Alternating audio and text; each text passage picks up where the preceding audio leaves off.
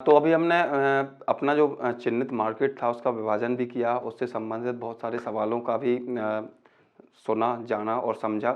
इसके बाद अब हम बात करते हैं कि हमारा जो लक्षित मार्केट है या चिन्हित हमने जो बाज़ार किया है, जो हमारे ग्राहक हैं, उनको तय करने के क्या-क्या पैमाने हो सकते हैं, कैसे हम समझेंगे कि वो मार्केट हमारा तय हो गया है। उसमें सबसे पहला जो चरण है, वो है कि हमें जानना है कि ग्राहक के किस समूह को हमने लक्षित किया है।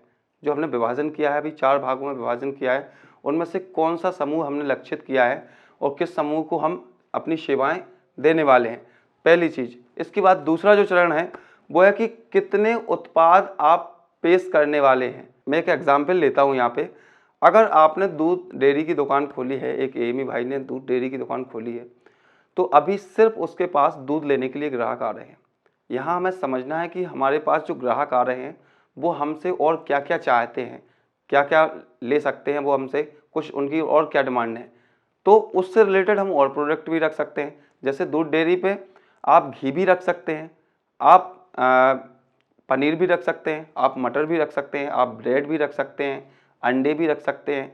तो हमें ग्राहक को समझना है कि वो हमारी दुकान से और क्या चाहता है, क्या अपेक्षाएँ लेके आ रहा है। तो अब हम तीसरे बिंदु पे बात करते हैं और तीसरा बिंदु इस पे आधारित है कि आपने अपना जो मार्केट चयनित किया है, जो ग्राहकों को चयनित किया है, वो कितने भागों में किया है। जो हमने बँटवारा किया था, हो सकता है उसमें से आपने 2 या 3 तरीके के बँटवारे को शामिल किया है कि हम आयु वर्ग के लोगों का भी ध्यान रखेंगे, हम जेंडर का भी ध्यान रखेंगे, हम भौगोलिक स्थिति का भी ध्यान रखेंगे।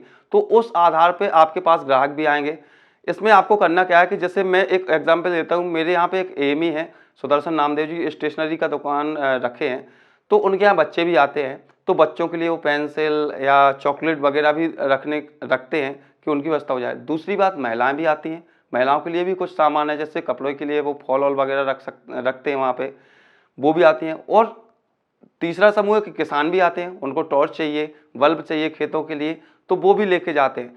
सो हमें इसका ध्यान देना होगा कि हमने कितने वर्ग को चयनित किया है और वो लोग हमारे पास आ भी रहे हैं, तो उस हिसाब से हमें अपने प्रोडक्ट या उत्पाद को अपने पास स्टॉक में रखना होगा और उनकी जो माँग है, उनकी आपूर्ति करनी होगी।